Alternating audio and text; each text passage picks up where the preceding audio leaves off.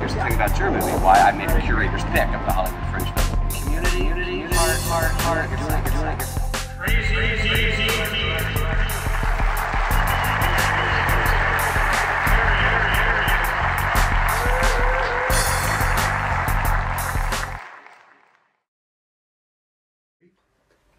Nothing but the facts back at you. You know, we're just making the most of the time that we have on this planet by trying to provide you with intelligent black talk on a podcast. Interactive to you. You can try to reach us. It's me, your man, Franklyn G, Student Burley, Frank Adamus, whatever you want to call me, Franklyn Burley.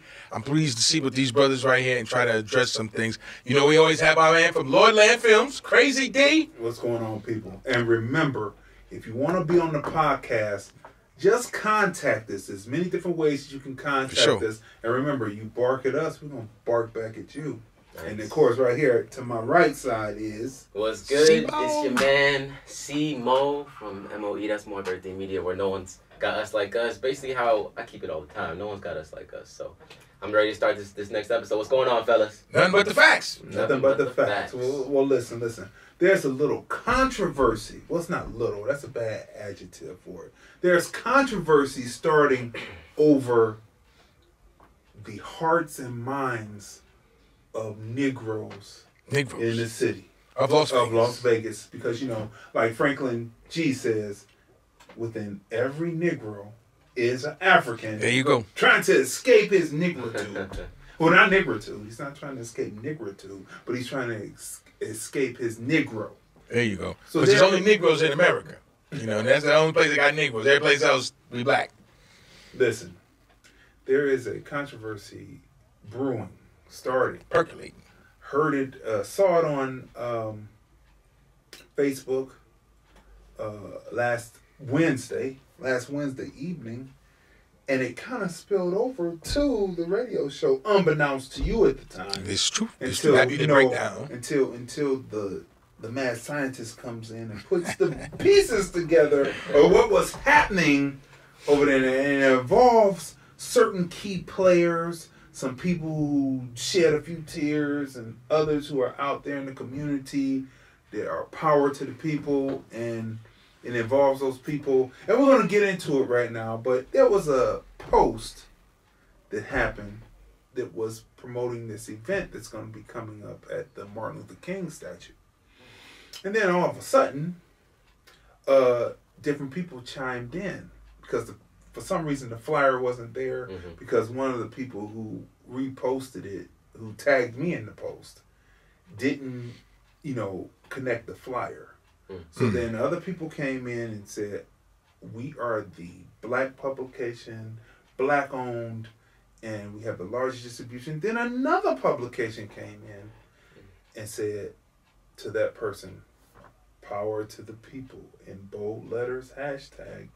And it began there, then it kind of spilled over to your show, and I said, oh my goodness, and here we are right now.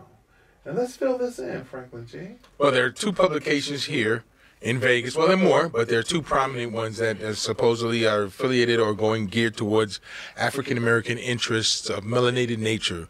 One is more of entertainment. One covers peoples. I won't say putting one. Both have supplemental ideas about what we need. But within the community, the confined question becomes, should a publication that is black-owned be purveyed over a publication that is, not for lack of a better term, white-owned?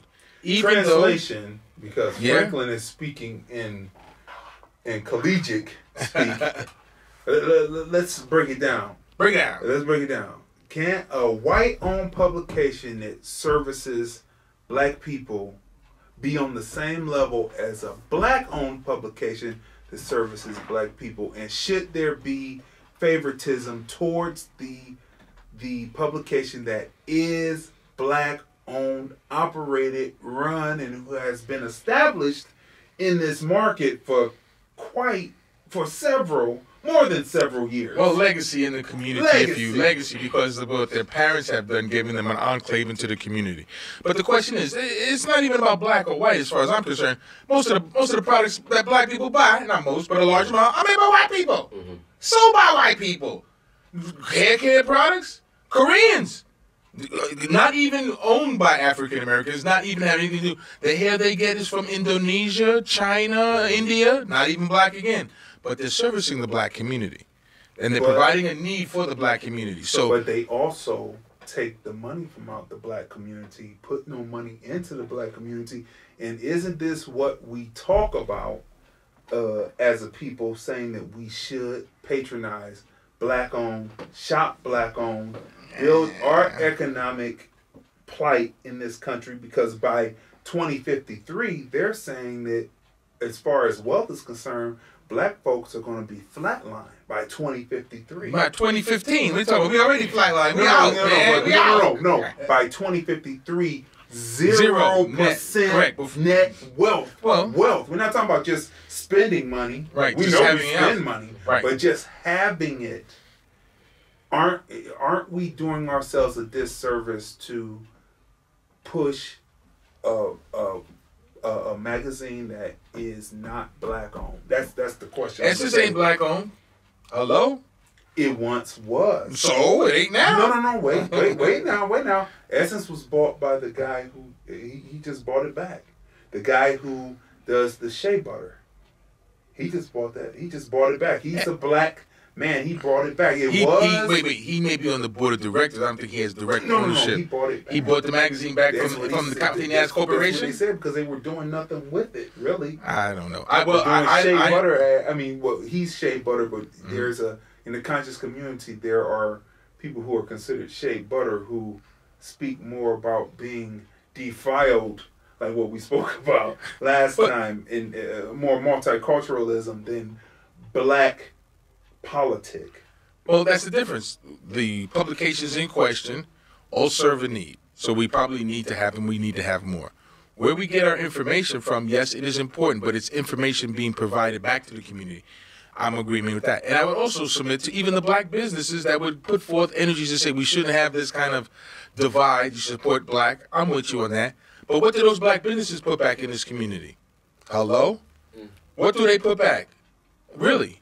And I would say that even the give back from a magazine that may not be purported to be directed by us has a responsibility still to inform us, which they do. They have the commitment which to solicit advertising dollars, which they do, and provide information. So I don't care where that really, in this, and I'm as militant as anybody. Where does the dollar in the end ultimately go? Like we talked about Serena Williams, if she had passed, where the money would ultimately it would ultimately go to her daughter, but it would ultimately go to the husband who's not a member of the black community. But at the same time, I ask those black businesses, where is your putback? Now, as you know, we just shot Black History Month, 5 events. 5 events, 5 different locations, well attended, overwhelming results to the community, city proclamations, elected officials, everything. Where was black business? Where did black business put it? Where did black business put back in even with the MLK parade? Where does that money, where's the impetus of, yes, we have the parade, where's the money that comes back? They have a couple of scholarship funds, they have a couple of this, but who says that the black business in every effort, other than the Essence Festival, is spreading black dollars back in here? Now, I recognize you may do a couple of things, and I'm not putting anybody down who does stuff, whether it's, not just to name names, there's a group here that does business stuff that has their own venue. These individuals under the Black Book try to get together. The Urban League tries to get together. The NAACP tries to get together. The Coalition of One. You can name all of those groups. All of them say they're doing things, but yet ultimately they all spend their money with the dominant society people. The casinos, even the printing, or the costuming for some of the things they do. Even as we look at this election, Ward 5, and also for Congress. We got black people running who don't have black people running in their office. And then we get black people elected to several levels, and they don't have black people in their office. You know what? Las Vegas is like a microcosm to me, to what's going on in the larger black African diaspora. Let's just take America first, which we can go around the world and say that it is what we speak about before is the Marcus Garvey syndrome and the lack of trust, or the fear that if someone is successful, somehow they will be taken down. I believe it's more than just a self-hate thing. Because ultimately, when we boil it down, it's self-hate, but it's more than that. It is a fear that the person that you put your faith in will be torn apart by this white supremacy society. So why put money in? Because ultimately they're going to fail at the hands due to circumstances put in place by the society that's trying to remain in power. That's another thing too. When black-owned business, especially, they have to invest in themselves and the product to make profit, and then recycle it all over again. Invest, make profit. Invest, make profit. But a lot of these black businesses, they can't get the product that the white business has, whatever reason. Price. They don't know somebody that knows somebody. They don't have it handed to them. Things like that. There's only really two black businesses that support black people. One is the hair care industry, in terms of all the beauty parlors where they hire black people to do it. But even there, we have white women doing black people's hair. And, unfortunately, our street pharmacists. If you look at the investment principles that have to be involved, whether you're a corporate magnate or not, these guys got to put people out on the street to provide a product to the community.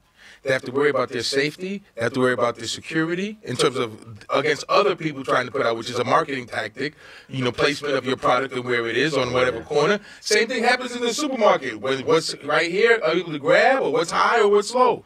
You pay for that placement. And then they have to worry about re-upping on their product. There's a third. That's another investment in marketing.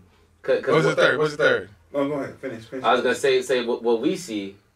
That's black business. We pay a lot of attention to advertisements on our phone. Like, oh, this person likes this product. I gotta go run and get that. But the way we can get back to our black communities is if we just, honestly, half of it is knowing about that business is even there, and then knowing who owns it and going to it and spending some money instead of going to what we see on TV or on the phone and just running. There's a third business that supports African Americans. Now I come from Cleveland, Ohio, and all I ever saw was black-owned funeral homes. This is a different marketplace here where I see people who would take their business. But in Cleveland, we say there's no one that can do a black body better than a black mortician. That's correct. Mortician, because so they thus employ hair people, makeup people, black dress people. That's right. But black embalmers, everything. They take care of the body from beginning to end. So that is a third place where it happens. But that's just a small segment. And even if you look at it here, there's a black mortuary here. I know it. I've seen it. But most of the black funerals I've been to are at Palm. Rest in peace. Women now. Right. Women now. Rest in peace to Cherry Oakwood. Yes. That was a black funeral home that put her and made her look beautiful in the casket. Going home for the last viewing. That was a black-owned funeral home that they should get much props, much business. People should automatically. This is strange too, because usually this is the first time I ever saw a person pass and then the mortician actually come out. Usually because hospitals here don't have morgues. Really? Yeah. I didn't know that. So the funeral person automatically comes out Gets the and body. takes the body. It was the strangest thing to me in front of family and friends. Usually goes to the morgue, they do an autopsy, and then it goes, and then it's delivered to the funeral home. That usually happens in the hospital. Usually happens in the hospital after all the cuts, find out what the cause of death. So this was a strange phenomenon for me here to say, where are we? Because, there's a coroner that's right there on the corner across from the two main hospitals. There's a coroner there, and if they're packed up, you're not getting in. But even at that, I believe I know this black funeral, but they don't ever, not saying they don't, I don't want to pay with that broad brush, but the fact that they're not commonly on black radio or black publications that we talked about, whether it's the Urban Voice, what's the other one? Kimberly Bailey. No, wait. This is the debate we have. You slid that in there, brother. Right, you said black publication. Brother, you slid that in. You slid that in. I do not. This is a black publication. No, it is. It is it's not, by white because people. it's about a bunch of shea butter people who are talking about intersectionality. They talk about everything else except for black issues. What about today. Wakanda? Marvel's not black owned. Wait. But the writer and the director made sure that the politic that was in the film, which made it unique beyond any other Marvel film. The politic within it discussed the schism between African and African Americans, and how the storyline is between Killmonger and two black guys. I call him T'Chaka, but it's T'Challa. Right. It was a production made by white people. Okay, it's a production made by white people, but it's a black movie. The white person said the white person did have to give the green light, but the person who wrote it and directed it made sure that conversation was in the piece. That's what makes it. So I mean, wait a minute. Crack that How can we? Let me say this. How can we say one thing about a publication, Franklin? Right. And then here's a movie. It's basically the same thing. We should have love for both equally. We should have love for both equally. Go ahead. I was gonna say too. I heard Black Panther only had about 2 or 3 white people in it the whole time. The whole movie. Right. Did Stan Lee get his cameo in Black Panther? Yes, he did. Of course he did. But we're not going to spoil that for you. Because you have to see it. That's a given, though. Stan Lee, his cameo. How he did it, though, was unique. Okay, good. But he was doing what white folks have traditionally done throughout history, matter of fact. Okay. But anyway, go ahead. But it's still done. It's considered a black movie. And don't get me wrong. It's being financed and has been financed by white people. And it's still called, but for lack of a better term, a black movie. But even at that, look at Paul Michael Jackson. Didn't they make him change the words to his music? It was his music. White people financed it. White people supposedly bought it. The clothes, all that. But we still look at that in terms of whatever, the king of pop. Who in particular made... Sony, the Jewish community. Okay, right. And the same Jewish community that's barking at Farrakhan now for going back to the traditional teachings of the Nation of Islam, that now black people have picked up their cue from the Jewish community and are going at Louis Farrakhan, who has never done anything that I could know of that was harmful to black people, other than he was overzealous with his words on one beloved figure within our community who was... Well, we'll leave that alone. My Grace's birthday's coming up. But at the same time, we look at that. Great man. Who did he talk to? Elijah Muhammad, much like even Marcus Garvey, sometimes talked to the other side. Marcus Garvey sat down with Klan members. Elijah Muhammad got money to stay separate. Come on. That's what they said. But was he not black man trying to do black issues? And he took that money. So, same thing. Here we have, and I just hold this publication up because it's here in my hand. This particular publication may not look like us in terms of the management of it, but its information is directed to us. But this publication has always stayed true to what we needed to know about really politically, economically, socio-economically. We need to stay with publications like this. And now even if you look at Minister Farrakhan, he's willing to work. He goes on Average Jones' show. Talks about the big wheel in the sky. He's also willing to talk with the Scientology dude to tell some of his greatest... He's even said that. We need to read this stuff. We need to get to that. And even if we go back further, as we know, some of the teaching of Islam and Judaism and Christianity are related. The books are related. Yeah, some of the original thought in terms of... Abraham who dropped his seed on his wife's handmaiden, Hagar, and... his wife, who later, nearly 100 years old or so, or older than that. It was older than that. Right, 900. Gave birth. And gave birth to a son. So it's Ishmael and Isaac. And they split off. So there really is no battle if you believe the allegory. Well, the allegory, what about that? With Osiris, a Set, and what about that? But if you believe the allegory, there should be no battle between 17th century converts to Judaism and the people because they're supposed to both come from the same line of Abraham. And so there shouldn't be a battle going on for the promised land. Palestine and Israel should live in peace because they all come from the same daddy. I agree with points to that, but just even in that, two brothers don't always have to get along. Even as you saw in the Black Panther, and the other brother killed the brother? It sure did. So, let's talk about it. With remorse, though. So that is Cain and Abel. That is Isaac and Ishmael. The stories Osiris and Set. That is Don Corleone and Michael Corleone. The father is the same. He kissed them, yeah. And took him out of the boat.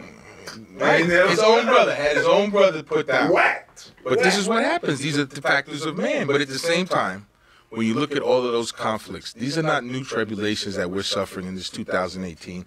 These are part and parcel things of mankind or womankind, whatever you want to genderize it. These are always problems. We're just more cognizant of them. We analyze them differently, but we don't treat them any differently because the same mistakes are being made daily. This is Women's Month, right? Where is History Month? No, International Women's Day was It's yesterday. Yeah, that's right, yesterday. But So let's speak on that. International Women's Day. There's been people who said that if women ran it, it would be ran so much better. Is that a true statement, or is that a false statement, or is there some gray in between the black and white here on this? I didn't think that's a black and white thing. Shades of gray. That's a woman thing. Because we should have tried it. We should try it. Let women run this thing, man. I'm not talking about black and white issues. I'm just talking about the color. Period. Is there a little gray in between that? Well, don't get me wrong. Is that true or not?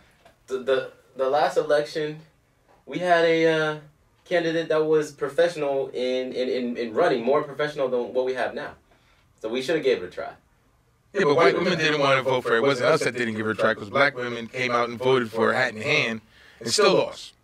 White women got didn't no vote for their credit own. and got no credit for it. White women failed their own. Yeah, how could I forget too? But Many of us didn't do our job. when the black women came out and voted 99% in Alabama, they gave them all kinds of props to put this they just gave him, all right, pat on the back. man who they gave him all kinds of props on the news for putting this man who promised black folks nothing. He promised nothing. And he gave nothing. He doesn't have any blacks on his chief of staff or anything. And even once he got to Congress, the Senate, he said that, y'all realize I'm still going to have to vote state party lines and you know where we be. But he did get a butler, didn't he? I don't know. He got a black butler.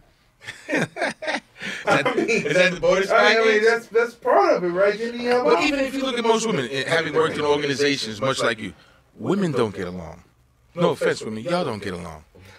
Y'all don't get along with each other. Worse than some men. In as much as I just went to a women's event this week that was sponsored by a group of women, some of our elected officials, and it was held at the college, and it was a very poor turnout. I mean, it was terrible. Franklin, just looking at the flyer, because I received the flyer and I had reposted the flyer. Right. I got it like a little late. Right, but I did right. repost it. However, I was looking at the flyer and it said where it was. That's a beautiful campus over there. Beautiful campus. Beautiful. Pretty large. Big shout out to CSN. Right. And the staff that put it on there. Nice, beautiful campus. They put an address there, right? Right, but they didn't have the room location. Say where. Right. They put the address and they put where. So if people are driving around, how do we know, Franklin? Exactly where to. How do we know that people didn't drive there, but they saw an address, but they don't know what room? You have to be specific. I understand. I understand that. So But that what it is, and when I looked at it, I said they had an address there, and like I said, it's a beautiful campus. Quite a few places. You just didn't tell me where to go, right? There's the auditorium right there in the A building, theater. And then there's the act where the actors act right there. What you said. Then they could have had it in the conference room. Anyway, you're right. All over. Where was it? It was in the main gathering conference area where the dining area was.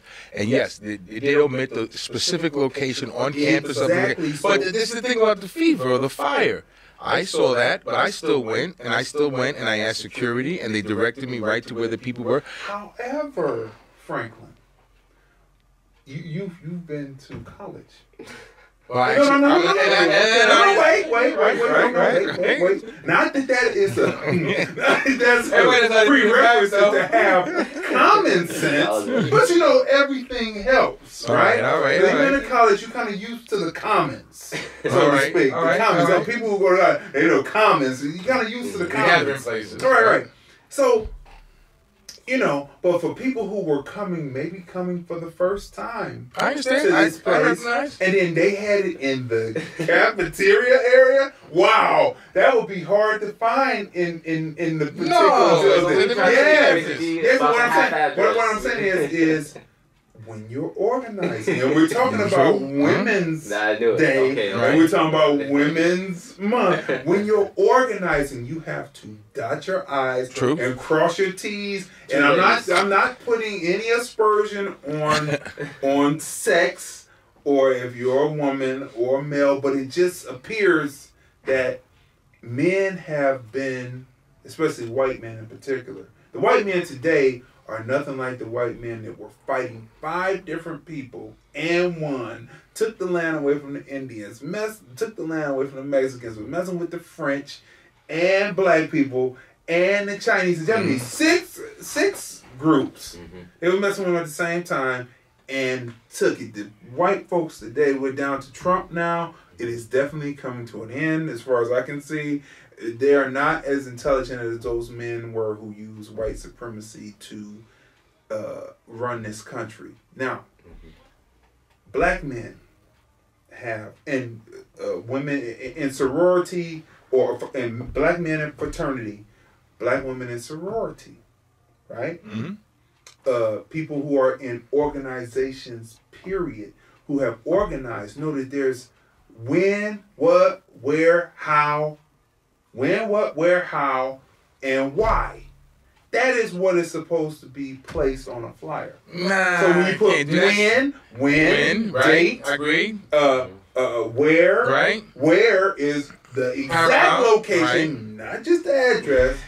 Why? Why are you doing that? That was explicitly placed on a flyer. That was told when, where, how, why, and how.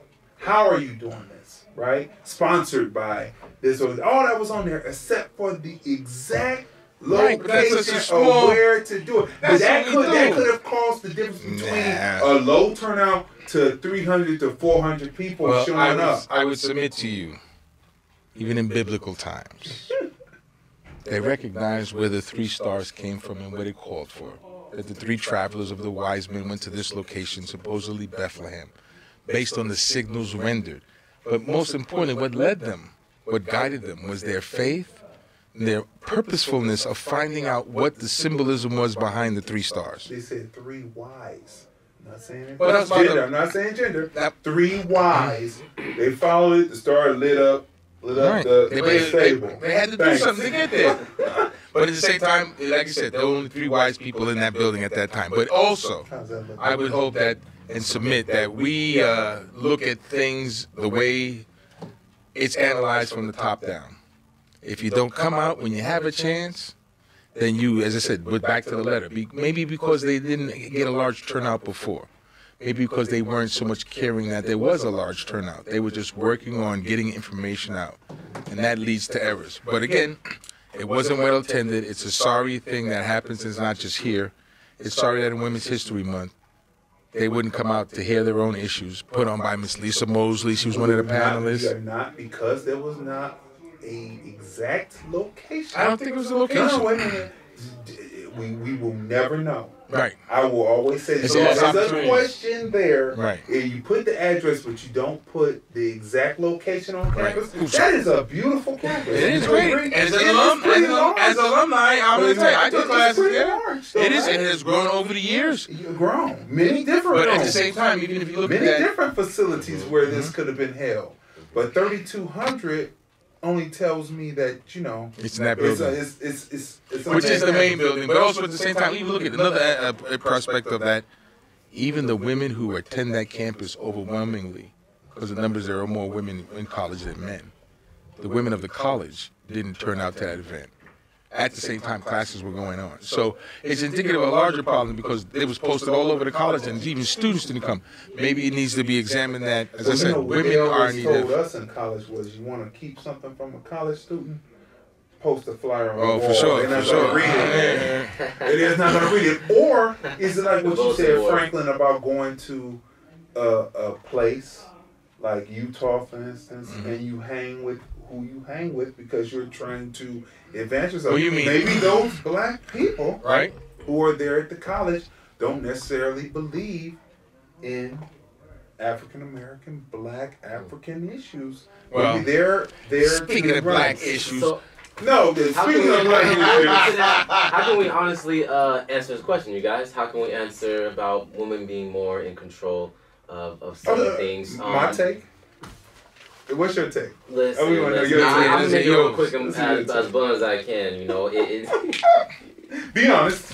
It could, you know, it should be like this. Like, in certain cases, men shouldn't reject the assistance of women, especially smart women with degrees and experience. And in some cases, women shouldn't reject the men, for instance, the advance of college, because we can also give another viewpoint. So, some instances, women will be like, you know, this is a whole woman organization, powerful thing. We don't need the man to do this, and that. But sometimes, you know, we kind of see things that they don't in certain cases like that. But that's all I got to say about it, you know. What I said was like what was happening in Hollywood when they were purging all of the top directors, producers, and all that who were... The Me Too movement? Yeah, the Me Too movement and all that. And they were... and Time's Up. You know, all that whole movement, when they were purging all those people, I said, well, there's certain things that they may not know because they haven't been in those positions. So be careful of what you wish for, because what about when you start dealing with the Japanese who don't necessarily have a women's rights movement going in the first place, and then you have to deal with them, then you're dealing with a whole new can of worms right there. So my thing is, there's an extreme. There's an extreme on the male side, that's male chauvinism, and then there's female chauvinism. They wouldn't want any assistance from the male. You mean feminism? Well, no, I'm gonna call it female chauvinism. It's not feminism. I got a best friend It's female. It's female chauvinism. Feminism. Shout out to Janet. Okay, whatever you want to call it. I won't call it feminism, but. And I thought that the black woman was always liberated and she didn't need a feminist movement. But they aligned themselves in their views with feminist views in terms of the early abolitionist movement was overwhelmingly women, and then the women's suffrage movement, and then even, you know, as we know, Jim Crow. The allies that the black women tried to make originally were some white women when we stopped in terms of the boycott. Who were the people who came and picked up in the Birmingham boycott? They came and picked up their sisters who needed their help to do the work in the house, to raise the children. So there's always been that bond, you know. But I recognize sometimes the sisters, or my opinion, just my opinion, buy into that feminist movement, but forget their blackness, if you will, first. I recognize they say intertwined, but I would submit to you, when you were born, there was one thing they already knew, for the most part, your color. They knew you were black, based on your mother's genealogy or based on your mother's appearance at the hospital. They knew you were black. You may have become out a woman or a man, but you would have developed those ideas later. You would have developed the conceptualization of what it is to be a woman or a man based on the ideology your parents put forth, but still first, and your that color. Is exactly why we should shop black, support black, be black, and advertise black. And back to the advertisement for one second. The reason why we don't know about some people is because they never advertise. They don't advertise within the black publications that are offered to them. How are you in the 21st century not getting video in the 21st century? I mean, film is an end of the 19th century creation, and you don't have television commercials that are at least running in between shows like these that grip people's interest, or your podcast, or the Black Ice Chronicles, and you're dealing with people who produce nothing but dust. I mean, when you're looking at picture, see, this is a shameless plug, but when you're looking at picture, you want to look at crystal clear clarity, because dust, no one wants to be dust, because you know, dust is death, you know, ashes to ashes, dust to dust. When you end, you turn back to dust. Nobody wants dust. They want crystal clear clarity, and they want to be seen, heard, recognized, and appreciated. So what you need to do, people who run businesses, people who are in music, people who are in film, you have to realize that you are your own marketing and promotion team, when you're doing what you're doing. Mm-hmm. No one is going to put money into you if you don't put money into yourself. You have to know that you have to use your money. Sometimes you have to lay off the weed. No, I'm joking. And going to invest on yourself by marketing. I don't think people understand that a Facebook, an Instagram promotion, that these social medias will push for you for $15-$20. Your budget could be as high as low as you really want it. But $15-$20 can get it pushed to 1,000 people. 1,000 people will click. But again, that's true. But then that's going back to a person. We don't even know if that person is actually Russian or not. Speaking of social media, because and then women now, and we don't even know if what's going against Farrakhan is not some Russian bots that's picking up that information, putting it under a black masthead, and pushing out what Malcolm said. The Russians are very crafty. We don't know what's going on. I see get you an address, get you a flyer. Because did you know, up on Washington, up near Rainbow, there's a Caribbean shop owned by Jamaicans that has black items. Like, I seen the dashiki sitting outside, and I didn't hear about this until I pulled up there by accident. I pulled up in that lot by accident, and there was a Caribbean store with Caribbean black items owned by Jamaicans. I didn't know that. So that made me wonder, like, where did certain people that went to the Black Panther premieres get their dashikis from? eBay, some other different third-party place, or did they know about the Caribbean shop to go get the authentic cloth for the movie premiere? So it's crazy, and their sign is all little and everything like that, and they got like what you get in the store. It's a lot of things. But they got a different sign up on Washington right before Rainbow, I think. Just go straight up Washington. Okay, they're getting free advertising. They come on this show and advertise with us. They're getting free advertising. You understand what I'm saying? Listen. So the discussion on white-owned publications that push black and black-owned publications that push black will probably never be settled. Not even within our lifetime. It's what people. I believe that's what people will feel most comfortable with. However, we have to move towards black governance.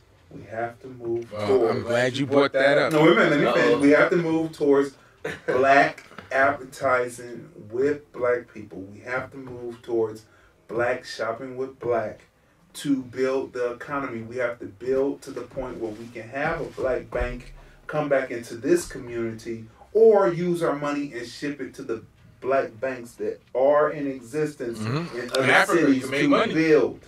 You know what I mean? So we have to do, and we have to become international thought purveyors as far as expanding out and not only making our hustle here, our grind here, but in other places where we are in the diaspora. Well, let's talk about the diaspora here since we're talking about governance. Black governance, okay. I'm going to put this up on the screen. How you get it. I look at all the screens. You see this? This is a map of Ward 5 here in Las Vegas. I don't know. I hope it is getting good. But as you would know, we're in the middle of this special election due to the demise of our current councilman, who has been a friend to me and the station and to some of the things we do. Kemet in Desert Series. Unfortunately, Councilman Ricky Barlow has removed himself. This is the candidates forum. Again, this is happening. I don't know when we'll get this up, but you can see it there. There are 11 names. 11 names for a small piece of property known as Ward 5. So when we look at this and trying to govern in our community, 11 names for that small property here in the central part of Las Vegas. 11 names. I have a favorite. Well, I don't know if you should announce that yet, because you may be bound to it. I have a favorite because of the fact that, and I heard her actually speak, and I actually saw her at your event. I'm not going to say any names, but I actually saw the only one that was at the event, and also I actually saw her billboard that's out, and I said, it's something about that billboard, and I think that's what it is. And then when I heard her speak, she talked about how everything was organized to make sure that her presentation was solid and that people understood. She used marketing, a black-owned marketing firm to get her messaging across visually. The first thing that you see as you drive down MLK. Well, we'll just talk about those red glasses later. Or is that up MLK? It's all over the place. Okay. And those red glasses are definitely those a big red shout glasses. out. But at the same time, I do appreciate her coming out. But as you know, I was saying I submitted before some of the other dialogues that we had. That's all about ego. 11 candidates in one race, and everybody has a proficiency to do something, and we had candidates who talk about the demise of the community as far as they see it from when they grew up, blaming those who have had prior power before to the demise of the black community, but offer those things forward. And I would say some of those individuals were elected during that time.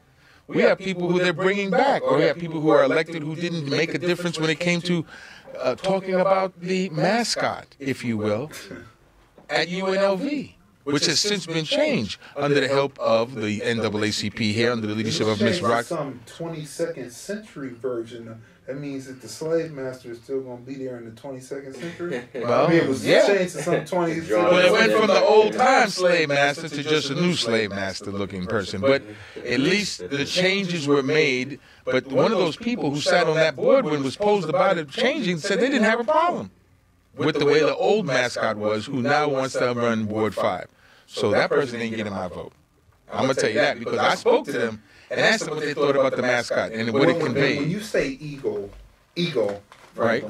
Could you expand upon that a Sure, little bit? Because there's an argument that says that don't people have a right in a democracy to run for office because they believe that they can help the community that they're trying to run in?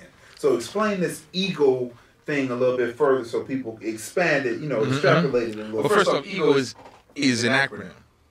It's edging God out. EGO. Oh. If you have 11 people running... Wait, pause for a minute. He just dropped a gem. Yeah. Applause. Oh, well, thank you. But if there are 11 people edging God out, that means they all have their own vision.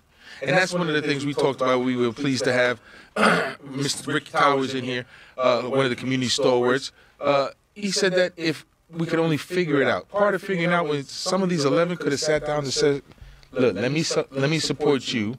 I'll get my people to come behind you. You will platform some of my agenda. And then we wouldn't have 11 people if they showed the cohesiveness of leadership to even approach somebody and say, hey, let me work with you. If you're not, I'm not saying to get out of the race, but if you throw your support behind me and I win, then we win. That's about leadership. But doesn't ego say to a person, or should they say the id? Mm-hmm. The id. The id says to them that they are doing God's work. And that's why they should. But the id is yourself before you think about it. But the ego is what puts you to put yourself out there. I can say I want to run, but I'm not going to run because I recognize that people who have expertise are better than myself. And my coalition building with them, which is what other communities do, by me financing them and working with them, I can get them elected, thus forcing my project up. But that's the thing. Ego won't allow them to work together. Every time you see CeeMo exit, he's checking because he's our sound guy. Yes. So every time you see him exit the scene, that's what's happening. And then the texts are coming in. So continue, Franklin. But as you look at 11 people running for what is a very small, economically stressed, socially depressed area, what would be the benefit to any of these 11 to not working together? That's the thing. I don't understand. Some of these names, I don't know. I'm a community person. I'm not saying I'm the best. Some of them I do know. Well, but at the same time... I can tell you just from listening, because I listened 2 weeks in a row. Well, I listened to the show anyway, but I listened 2 weeks in a row when you happen to have candidates come on. They're not scared ones, and if you want to come on, you can come on. But I give kudos to those two candidates who decided to come and talk to the community on the biggest drum going, which is The Breakdown, Wednesday 6 to 8, a panel show created here by myself in conjunction with Mr. Craig Knight to discuss these things openly, candidly. We break it down Wednesday nights, General Manager Craig Knight, myself, Sweet Lou, and of course you know the effervescent true Ebonat. Ebonat? Is that a word? Ebonat? You're making new vocabulary all the time. But that's going to be in the next Panther movie. Ebonat? When the Panther turns white. I'm telling y'all, you heard it first here. Black Panther will be white. What y'all going to tell me then? No, it's going to be an albino child. It's not going to be a white child. It's going to be biracial like Obama with the big ears. But the reality is, this event here we're having, because of the lack of leadership, allows us to see really which people are our leaders. From what I heard the last 2 weeks, just observation, I'm not saying either one, but I can tell that if people are true to thyself, once this event goes on, this candidate forum, people will be more willing to eliminate themselves. Of what I heard is really some of the nonsense. The ability or lack of ability to express yourself. I think people will eliminate themselves. Or will willingly eliminate it. Let's hope so. Yeah. Because the bottom line is this community currently is without any leadership, and that is the strife of the community. As much as we have an elected official at the federal level, at Congress, District 4, who has said, also as we look at the clock to get out of here, that he was guilty of some sexual he was hot on ladies and was, texting them, telling them what he could do for them. So when it was exposed, we need to talk about that on a whole other show. A whole other show. Hot on ladies. And what the parameters are, these days, because this is getting really crazy. I'm not in that problem because I've been happily married, and so I'm not in that problem. However, we need to talk about that. But what do you want to say, CeeMo? I just want to say, man, cough going on. Hold up. Sorry, guys. Yeah, there's some cough. Where's my mask? Man, I just want to say it was a great new episode. Content was amazing, man. And definitely another rebuttal on International Women's Day. We got a little bit into that. What I did on my Instagram, I took snippets from my old music videos where the ladies have assisted me into making that visual idea come to life, and shouted them out in multiple posts on my Instagram. So thank you to you ladies. If you guys want to see it, you can follow me on my Instagram at FirstPickC. That's FirstPick CEE. And thank you to 88. You see, we're still here, Empire 88, for holding down this room. Nobody busting on us yet, so we're good. We're good out here. It's a people station, Listen. What I want to say about the women's situation, and to piggyback off of what CeeMo said, my thing is, you can't expect chivalry, and you have had civil rights to get you to a point to where you're supposed to be able to compete. It's either sometimes I see people in there say, women, we're supposed to be here and we're competing on this equal level, but then they'll sometimes speak on and say, chivalry, let her go first. If we're competing, right, then and we're here, they either choose chivalry and second-class citizenship, or choose that you're competing and let the best person win for the job, for the position, for the ability to speak first, second, third. Let that happen. So that's a little disconnect there. You can't have it two ways. What you gotta say? Well, as you know, we always appreciate the time you spend listening to us, dialoguing with us. You can always reach us various methods. We want to dialogue with you. If you're interested in having us come to your business to have this dialogue with your patrons, we want to do that. If you're interested in getting your business out there through the most highly rated podcast in Las Vegas, originated right here at the fabric of the community, at the center of the community, KCEP, we can make all that happen. And we have so many ways for you to be seen, heard, recognized, and appreciated. That's what we do. From 4 different programs actually happening here. So, check us out, and remember, bark at us and we're going to bark back at you. Subscribe and hit that like button. Subscribe and like. More episodes coming soon. And come out, and I'm going to put this publication up one more time because they put my picture in it. See my picture in the red hat? That'd be me, y'all. Wait a minute. How easily, speaking of ego, what does ego stand for again? Putting me in your publication. No, what does ego stand for again? Edging God out. Right. It's how easy is it to get us to just succumb to smoothness when we're given a platform. That's all I say about Sip your peanut butter, yo. But here, this is how we do it. Nothing but the facts. This is how we do it. Come check us out. Like us. We want to make this happen for you. Be part of this podcast. This is what we do right here in Vegas. If you're coming to town, we got events for you to figure out where to come to. We're trying to build something right here. We can do it. We have the technology. We got Power 88 right now. We got so many things on. We got the live broadcast going on in Studio A right behind us. We're in Studio B. Michael Basin working on Studio C. Joy LaShawn in Studio D. And I see my man, big. Is that David Lee? David Lee. Yep. Back of his head. He's blocking our thumb, but we got things going on. This is the centerpiece of the community. Remember, just like the $6 billion man, we can rebuild. He was The $6 billion? historical way. Hey, inflation. Inflation, all right. That was 70s. This is 2017. Well, you know how much the new arm on the Black Panther going to cost then, because it's going to be a black arm on the White Panther. I'm telling you, you heard it first. And he said, don't forget, Dr. King, we're going to be doing a big 50th commemoration of the date that he was assassinated, Wednesday, April 4th, at the statue. Live broadcast of the breakdown. We got some community leaders coming out to talk to us. 50 years later, a dream deferred. They may have extinguished the dreamer's life, but they haven't extinguished the dreamer's light. And let me tell you something. Panther turns white. We have been hoodwinked and boom, again. Remember rap music used to be black. Remember R&B, now they got what's the chick they trying to make? The bottom line is nothing but the facts, son. You already know. We'll talk about that. Another one, too. We got something to talk about. Lil Xan. This is good. Yeah, man. This is good. Both of them were good. Lil Xan, a white rapper. Yeah. Tupac. Yeah, Right. but that's a whole nother thing. Said Oh, Tupac no, was rap used to be boring. black. Gave him a 2 on a scale of 1 to 10, and 2 said his music is He boring. doesn't count. He That's doesn't like the count. whole 55-year-old guy. They got My old main- with no teeth, My right? main point is Savage? Frank. Savage Mania?